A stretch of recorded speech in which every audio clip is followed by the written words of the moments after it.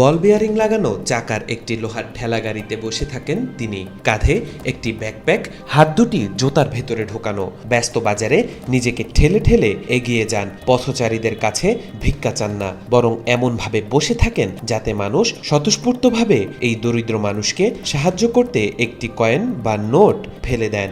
এভাবেই তিনি হয়ে গেছেন কোটিপতি। কোটিপতি এই ভিক্ষুকের নাম মাঙ্গিলাল। ভারতের মধ্যপ্রদেশের ইন্দোরের সারাফা বাজারে ভিক্ষা করেন শারীরিক প্রতিবন্ধী এই ব্যক্তি, যার নামে সরকারি বরাদ্দের একটি বাড়ি সহ মোট 3টি বাড়ি, 3টি অটোরিকশা এবং একটি মারুতি সুজুকি ডিজায়ার গাড়ি রয়েছে।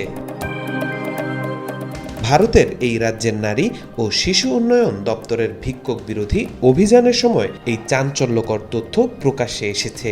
ইন্দোরকে ভিক্ষুক মুক্ত করার চলমান অভিযানের অংশ হিসেবে শনিবার গভীর রাতে উদ্ধারকারী দলের সদস্যরা মাঙ্গিলালকে তুলে নিয়ে যায়। সারাফা এলাকায় নিয়মিত ভিক্ষা করা এক কুষ্ঠরোগী সম্পর্কে তথ্য পেয়ে অভিযান শুরু করা হয়েছিল।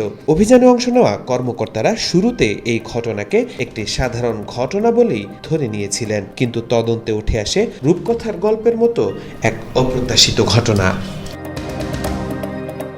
বছরের পর বছর ধরে মাঙ্গিলাল নীরব ভিক্ষার কৌশল রপ্ত করেছিলেন। তিনি কখনো কিছু চাইতেন না, শুধু নিজের লোহার গাড়িতে বসে থাকতেন। বাকিটা করত মানুষের সহানুভূতি। মানুষ স্বেচ্ছায় দান করত। শুধু ভিক্ষা থেকেই তার দৈনিক আয় হতো 400 থেকে 500 টাকা।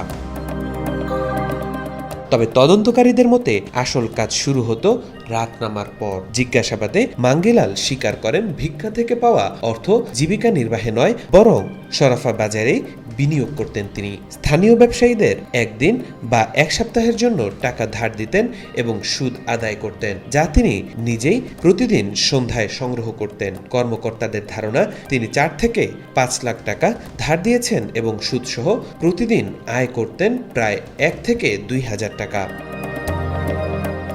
যাকে এতদিন নিঃস্ব বলে মনে করা হতো, সেই ব্যক্তি আসলে শহরের ভালো এলাকায় 3টি বাড়ির মালিক। এর মধ্যে একটি 3তলা ভবন। তার রয়েছে 3টি অটোরিকশা, যেগুলো দৈনিক ভাড়ায় চালানো হয়, এবং একটি মারুতি সুজুকি ডিজায়ার গাড়ি, যেটি তিনি নিজে না চালিয়ে ভাড়ায় দেন বলে জানা গেছে।